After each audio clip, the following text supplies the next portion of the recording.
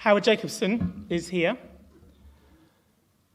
In a sense, Howard is the cliche of the man who needs no introduction, and I won't introduce him in his literary work because I think you know that it is well known. You have read his books, and they are brilliant. Howard has also been writing for many years about contemporary anti-Semitism, about contemporary events. He has been writing newspaper columns. He has been making arguments. I remember so well we had an Engage event at the Friends Meeting House, I think in 2006. Maureen Littman was there. Howard was there. Anthony was there. I suspect other people who we've seen today were there. It's a long time ago now, actually, and we all looked a little younger. And Howard stood up and he said, "I'm a writer. I'm not supposed to be doing this." And he's not. Mind you, I'm a sociologist and I'm supposed to be writing really interesting stuff that everybody will love about neurodivergence or about women's football or about interesting things, and I can't do that either. Howard's political writing is extraordinary, and I'm trying to persuade him to allow us to publish a book of it, actually, in our series. Howard Jacobson.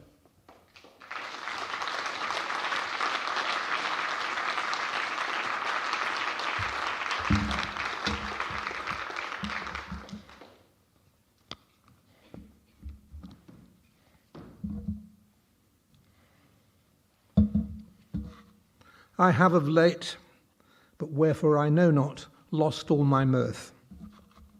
Hamlet didn't know why he lost his mirth, but I know why I've lost mine. Losing one's mirth is not something any Jew of my acquaintance takes pleasure in. Noam Chomsky may be, but he is not a Jew of my acquaintance.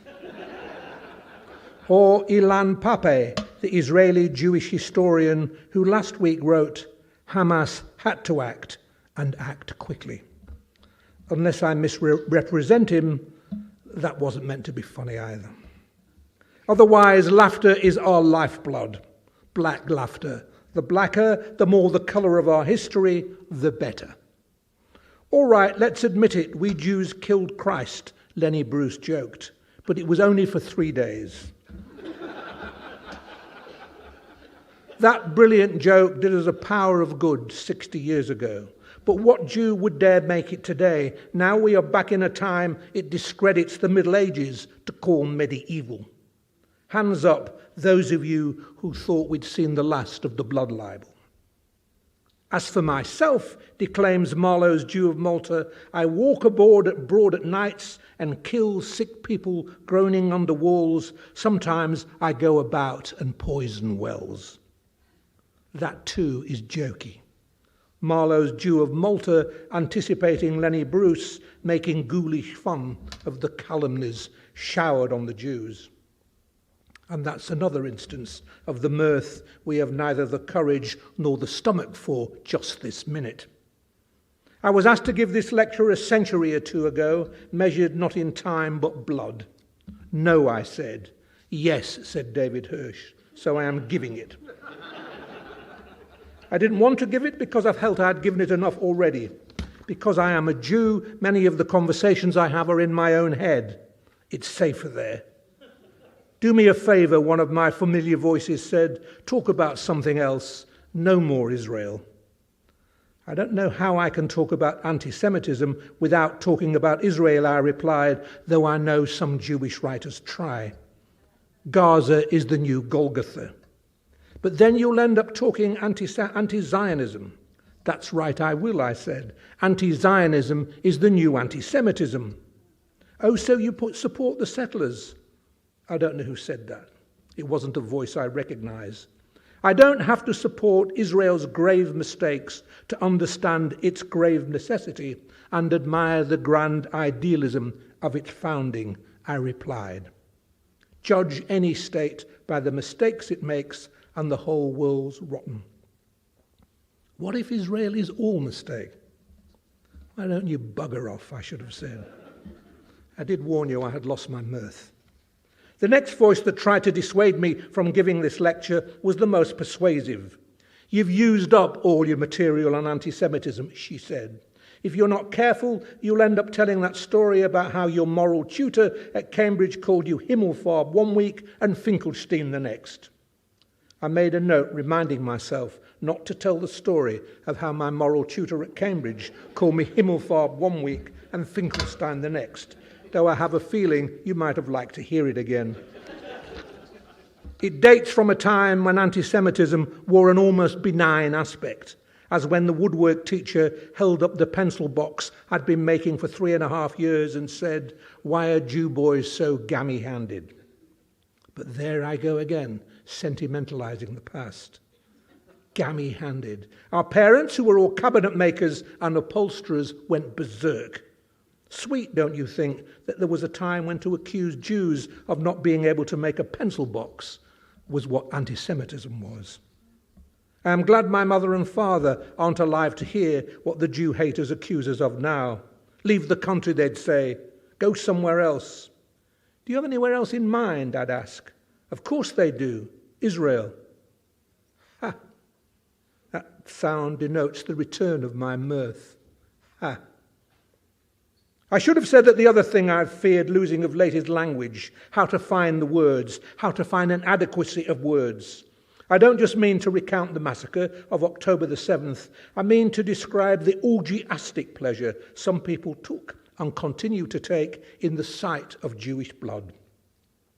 And when I say some people, I'm not just talking about Hamas card-carrying Palestinians. So who am I talking about? Ladies and gentlemen, I wish I knew what species of being they are, or to what branch of humanity, if any, they belong. I have lived a long time and seen such things, but never before hysterical glorying in the slaughter of sleeping babies. We need new words, but the old ones are all we have. When in trouble, go to Shakespeare. I would not have given it for a wilderness of monkeys, says Shylock, of the stolen ring Jessica is reported to have sold to buy a pet monkey. To a Jew, the rapacious, ungovernable animal wilderness is all that waits on the other side of law and language. And what was it but the wilderness that burst back into Israel on Saturday, October the 7th? And what are half our university campuses but wildernesses of abandoned thought? Do you remember when we feared a jackboot? Now it's a textbook. Whether or not the philosopher Theodor Adorno really did advise against the writing of poetry after Auschwitz, there is a case for pausing before speaking, and then maybe not speaking at all. The great Israeli novelist Aaron Appelfeld, who was transported to a labor camp when he was a boy, and afterwards spent 3 years in hiding in the forests, wrote of learning silence as a mode of forgetting, burying, as he put it, the bitter memories deep in the bedrock of the soul, in a place where no stranger's eye, not even our own, could get to them. How to speak of unimaginable barbarity in a way that reaches down to the bedrock of the soul? Well, here's how not to. Our governments are not only tolerating war crimes, but aiding and abetting them. There will come a time when they are held to account for their complicity. But for now, while condemning every act of violence against civilians and every infringement of international law, whoever perpetrates them, our obligation is to do all we can to bring an end to the unprecedented cruelty being inflicted on Gaza. Unprecedented cruelty, we'd seen it only a day before, worse. So much for the way with words of the 2,000 artists who signed the now infamous Artists for Palestine letter. So closed of mind and dead of heart, it could have been penned by Jeremy Corbyn. The next time you meet an artist, ask them to read those words. But for now, while condemning every act of violence against civilians, ask them to read it in a way that doesn't sound as though they're talking about someone stealing their mobile phone. Was there not one among the 2,000 artists who knew that not to use words with feeling is not to feel? But then they aren't using words as we understand words. They are dancing. We know the dance well from Milan Kundera's novels of leftist delusion, the dance of deluded brotherhood in criminality and slander and lies. No one will listen to you, the guards at Auschwitz mocked Primo Levi, and even those who listen won't believe. In a monstrous dream, Levi finds himself back home, telling his friends and family what he'd seen. But, and I quote, they are completely indifferent, speak confusedly of other things among themselves, as if I was not there. They don't listen to his words because they can't afford to hear them. But what happened in Israel on October the 7th wasn't wrapped in report. It wasn't one man's version of confused events, perhaps distorted over time. Here, enacted before our eyes, whichever channel we fled to, were events that defied all argument or dissent. Wrong again. Now we know that where there is sufficient hate, anything can be denied, minimized, justified, glided over, forgiven, explained away as simply the bad effect of a far worse cause, a parenthesis in a story those who have read nothing else must go on telling. Not pausing to weep or search their souls, if only to feel abhorrence for half a day and compassion for half another. The cheer squads of terror applauded the gunning down of 40 innocent babies in their cots. Innocent, do I hear you say? I know 2,000 artists who will put you right on that. There are no innocent Israelis. We do not say the same about the Gazans we see lost and broken outside the ruins of their houses. They too fill us to the brim with despair. We will not begrudge them the tears they begrudge us. Humanity can't be traded away. Their fates today are differently unbearable, but unbearable nevertheless. There is no point being a Jew if one doesn't feel that. We didn't leave the wilderness in order to jabber jubilantly over corpses so long as they aren't ours. But, and there's always a but, these are the words of that most eloquent and humane of writers, David Grossman. The occupation is a crime, but to shoot hundreds of civilians, children and parents, elderly and sick in cold blood, that is a worse crime.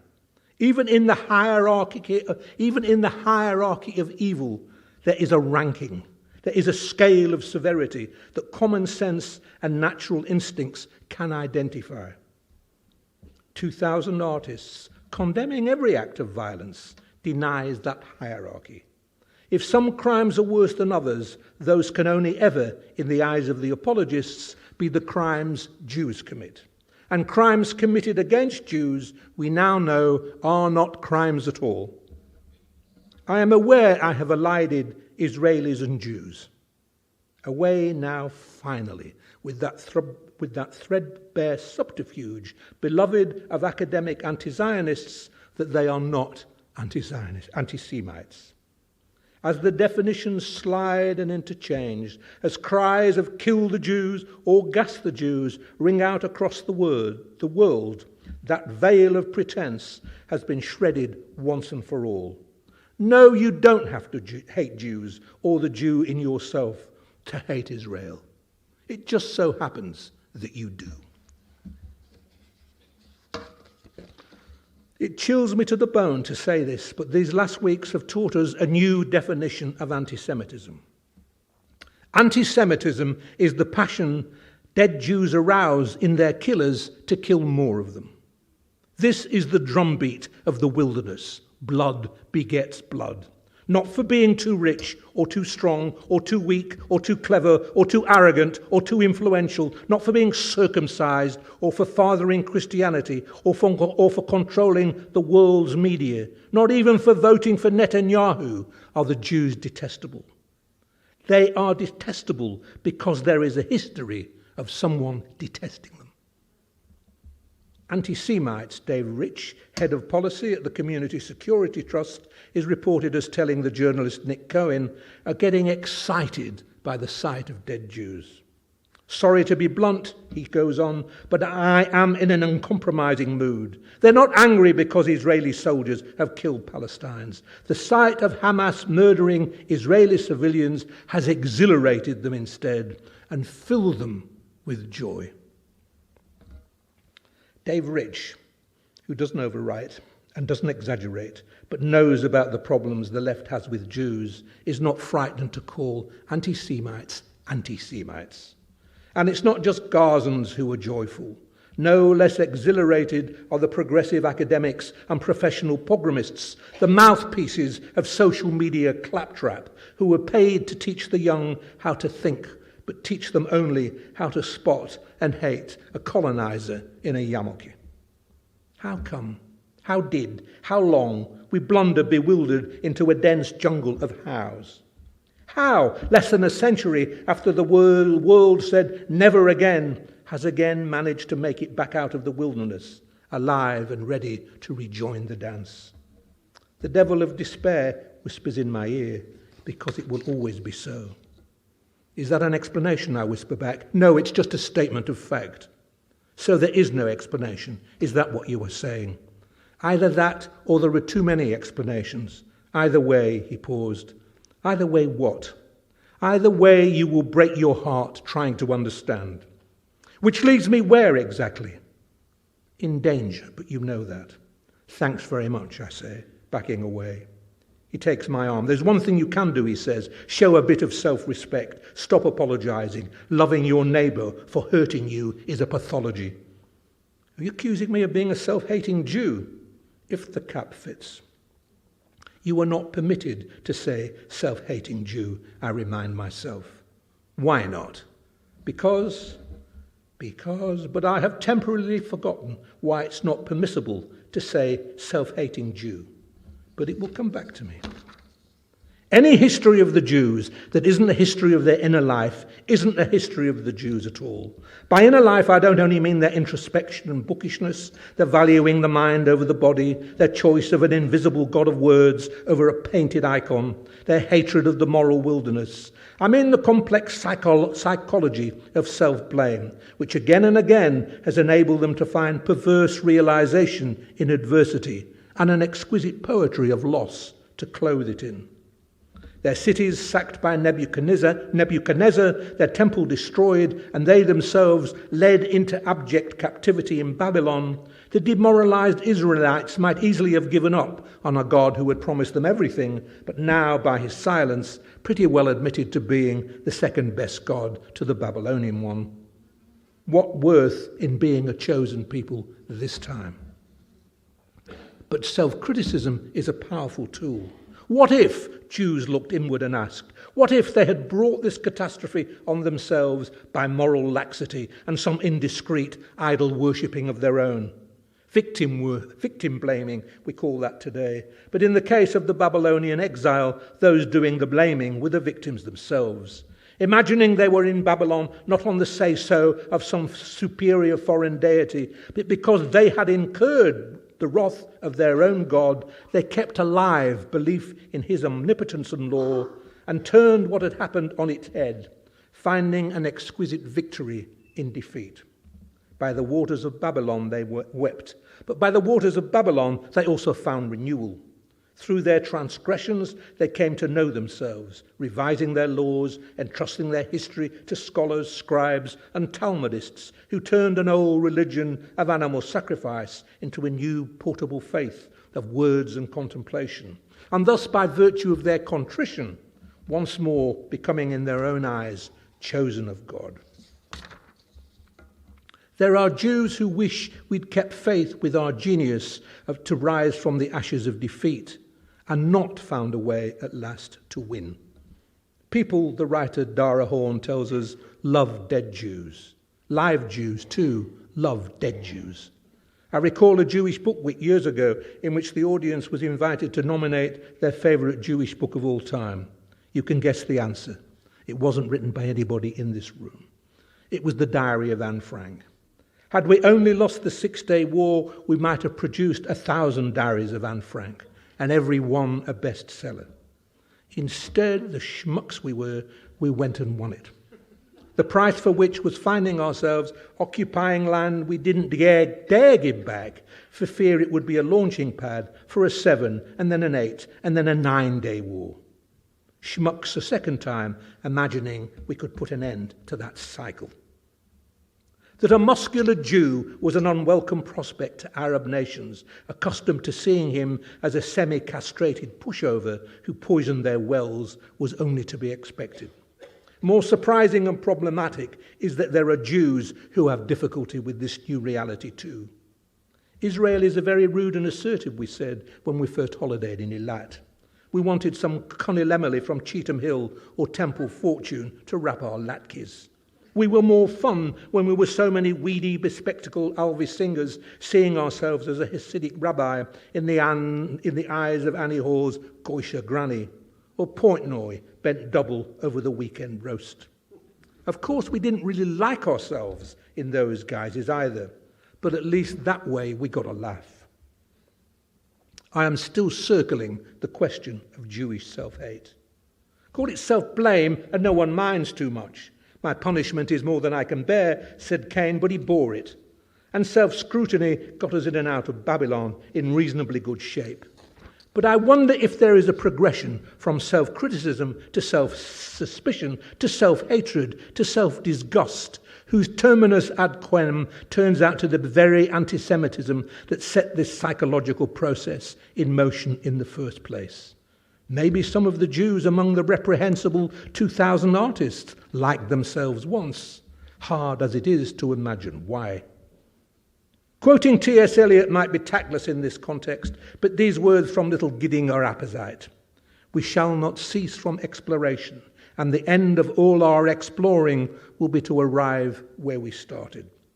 Tormented by anti-Semitism into misgivings about who we are and have a right to be, winning where we are far more comfortable losing, we become at last indistinguishable from our tormentors, seeing the Jew they see, hating the Jew they hate, and as often as not, going out of our way to find Jews who are more loathsome still. What, if it is not self-hate, are we to call the condition dramatized in Farewell Leicester Square, a novel by a Jew about Jews making one another's skin creep, written in 1935, a few years before what some call the occupation, but already not a good time for Jewish writers to be careless with their words. I quote, "He watched Lou's foot in a pointed yellow shoe tread the accelerator, observed at the same time the width, the perfect hang of Lou's family-tailored trousers, the slick fit of his coat with its sharply built-up shoulders. Out of this rose Lou's neck, broad and squat, with small, thick ears sticking out on either side like handles, black, frizzy hair embalmed in a rich oil. On first meeting him, Alec had been repelled by Lou's appearance. Why should he find Lou more offensive than, say, some tow-haired youth, low-browed and spotty-faced, with a dangerous animal vacuity in his light blue eyes? Did Englishmen feel as much resentment at the sight of unpleasing Englishmen as he did, confronted with the minutest failing of his own race?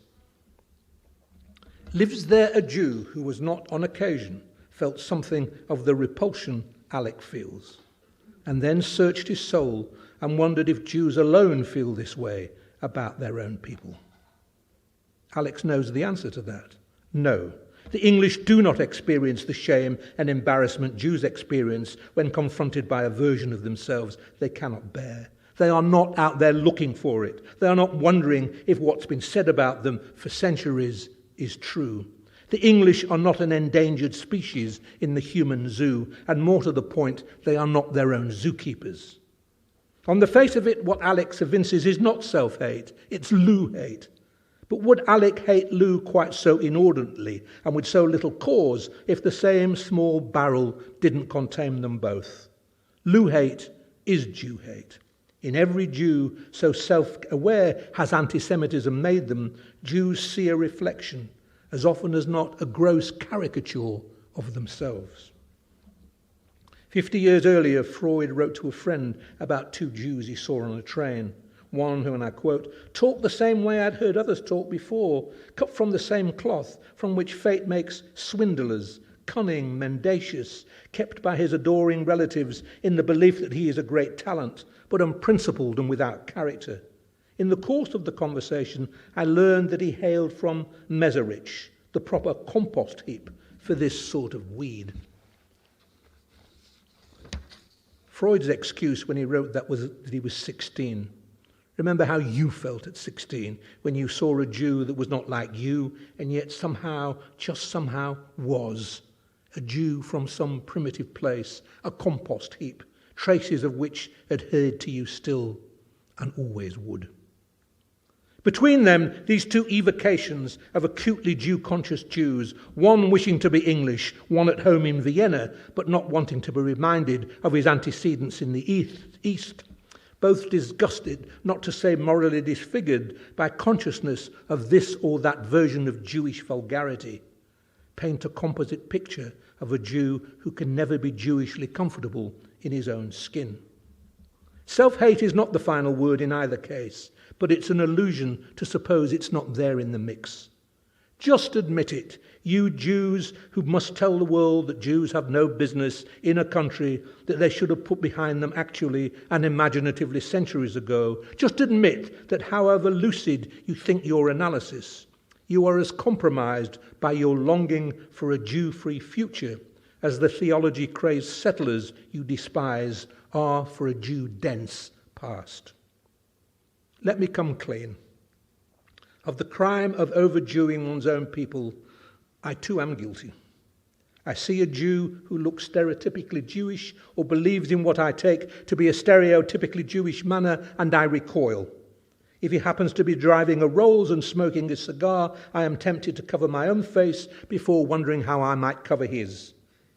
Discussing a popular reality TV program with Gentile friends once, I expressed surprise, A, that they liked the show, and B, that they liked its host, a wealthy Jewish entrepreneur I will call Sir Maurice Mountebank Fink. I banged the table in irritation. Could they not see that as an ostentatiously wealthy, boastful and abrasive Jew, rewarding contestants for their business nous, he was perpetuating every anti-Jewish myth? The room fell quiet. My Gentile friends exchanged looks of puzzlement. Sir Maurice Mountebank Fink, Jewish? Was I sure? There is no need to labour the point. Where others saw a man like other men, I saw only a Jew. I accused Sir Maurice of doing the work of anti-Semites for them, but the true anti-Semite in the room was me.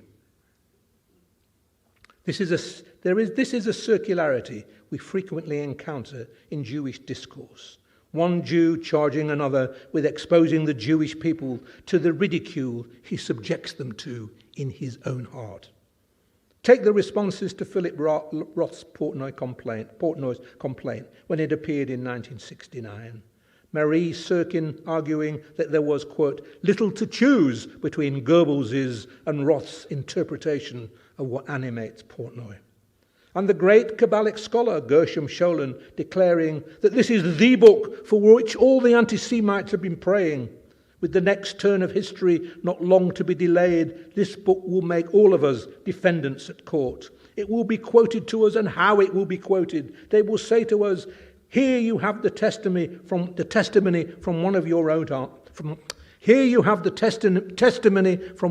own artists, an authentic Jewish witness. I love Gershom Scholem, but an authentic Jewish witness to what? Our filthy habits? Our propensity for comedy?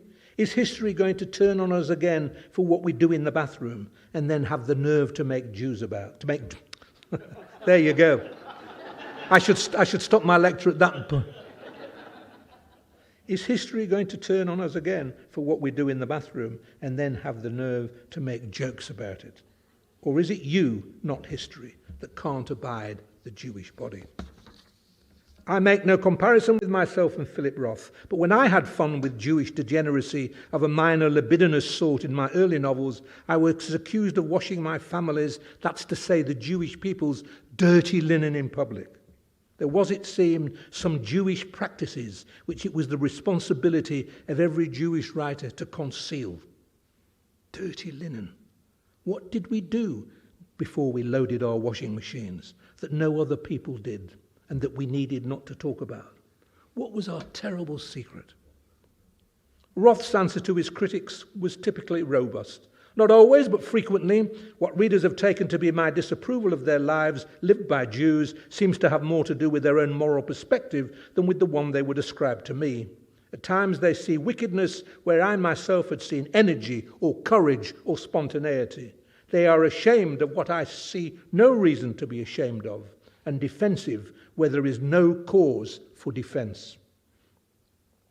Were this lecture about anti-Zionism, which it only tangentially is, I would begin here, with the mealy-mouthed shame I ascribe to Jews for whom the energies of the first great Zionists were no more than the depredations of colonizers. This is not to be confused with any embarrassment Jews might have felt reading Portnoy. If Portnoy's rude energy gave succor to anti-Semites who thought Jews had unhygienic habits, that's nothing compared to the succor the Jewish anti-Zionists give to anti-Semites who believe Jews are the ones who love killing babies. That the sexualized Jew and latterly the warrior Jew should power Jewish anxiety is ironic when you remember how bad it once made us to be seen as feminized and afraid. But that's the dialogic nature of self-contempt. We are forever not liking what we did to correct what we didn't like about ourselves last time. The novel from which I read that extract is particularly astute about the way a Jew will blame someone else for appearing to see in Jews what he cannot bear to see himself.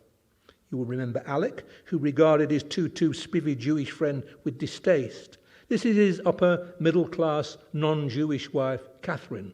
It was always going to have to be a non-Jewish upper middle-class wife called Catherine, whom he married, describing how hard he is to live with. You think I exaggerate, but I daren't even look at any Jews we see casually in the street. Or I'm looking at them coldly, or with repulsion, or something. He's always saying that he wants Jews to be treated like any other human beings, but at the same time he's like a cat on a hot brick, all the time about himself and all the others. He never forgets the thing for one moment. I've discovered it's always there at the back of his mind. Whatever he does and wherever he is, it haunts him. And now it's beginning to haunt me. I actually feel guilty when we happen to meet some really ugly or ill-behaved Jews, as if it was obscurely my fault. No fun for her, no fun for him. It's a mess how Jews look at Jews, and it's been messed up by our introjecting how others have for too long looked at us. Let's admit that 2,000 years of Christian anti-Semitism have prepared the ground well for whatever version of it comes next. And if the psychoanalyst Stephen Frosch is right, or at least if some of the psychoanalysts he quotes in his fine book, Hate and the Jewish Science, are right, that, quote, the function of the Jew for the anti-Semite is to secure the inner world against doubt or dissolution by constituting a mythological external enemy. What comes next? What looks as though it's coming next could be another tough millennium, which is further reason we don't need disintegrating Jews projecting their own inner chaos on us from the inside. Speaking of whom, remember Jonathan Miller, the son, as it happens, of Betty Miller, who wrote Farewell Leicester Square, and himself the author of that accursed, deracinated joke, I'm not really Jewish, just Jew. I'm not really a Jew, just Jewish.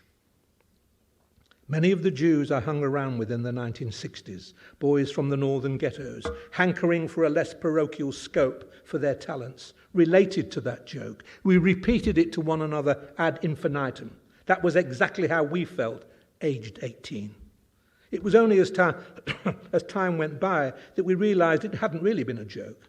Jonathan Miller genuinely didn't feel he was a Jew and needed people to know it.